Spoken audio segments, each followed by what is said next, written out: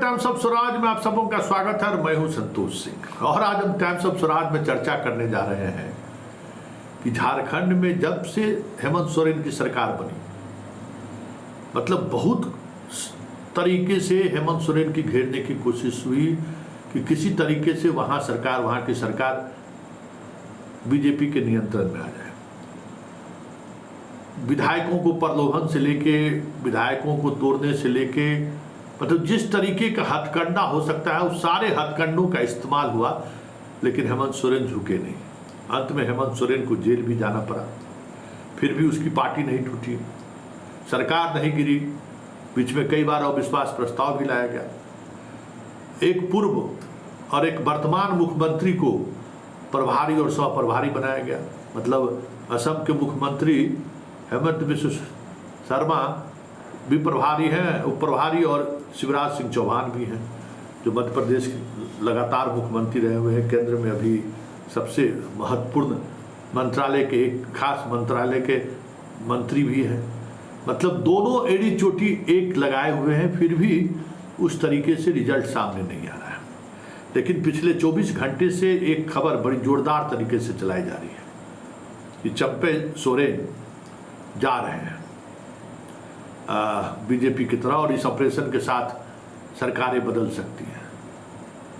तो जैसे जेल भेजना बीजेपी के लिए उल्टा पड़ा झारखंड की राजनीति में। झारखंड की राजनीति को समझने वाले लोगों का मानना है कि हेमंत सोरेन को जीवन दान मिल गया। हेमंत सोरेन का जाना इस बार तय था, लेकिन जेल भेजकर वो आदिवासी का देश स्तर पर नेता स्थापित हो गया।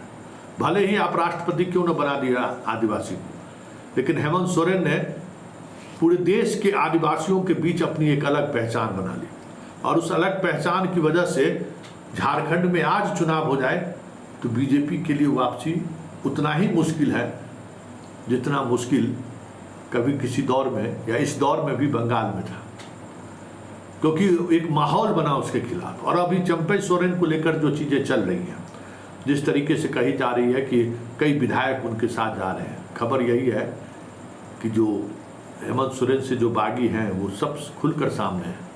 पूर्व विधायक भले चले जाए, लेकिन हेमंत चंपे सोरेन के जाने से पार्टी के सेहत में कोई प्रभाव पड़ने वाला नहीं है। और चंपे सोरेन के राजनीतिक इतिहास को अगर देखिए तो कोई भी चुनाव वो कंफर्ट स्थिति में नहीं जीत पाए हैं।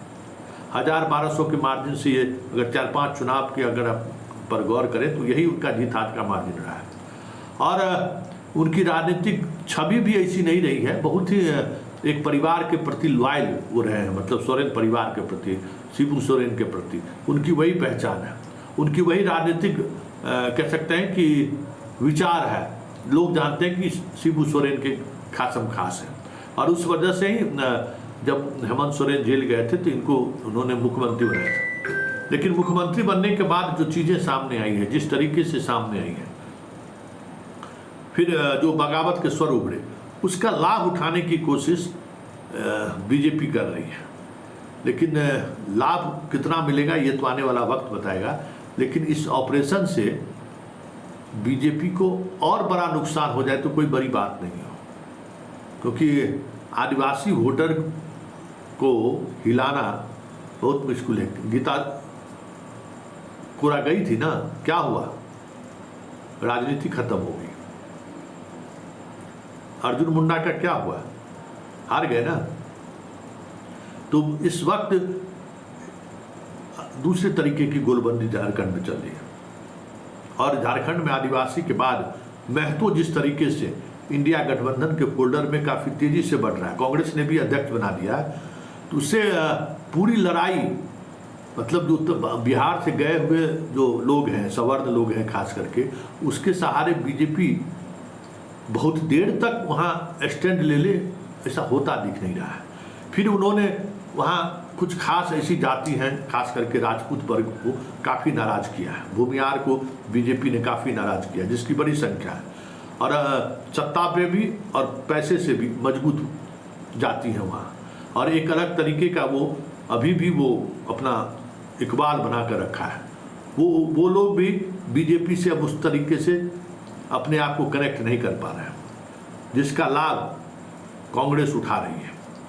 ऐसे में चंपई सोरेन का इस तरीके से जाना कहीं आदिवासियों के बीच ये न संदेश चला जाए कि हेमंत सोरेन को कमज़ोर करने के लिए नरेंद्र मोदी ने पहले हेमंत सोरेन को जेल भेजा और मोदी अब चंपई सोरेन को तोड़कर अपनी पार्टी में मिला लिया। इसलिए लाभ के बजाय बड़ा नुकसान हो जाए बीजेपी को झारखंड में तो कोई बड़ी बात नहीं।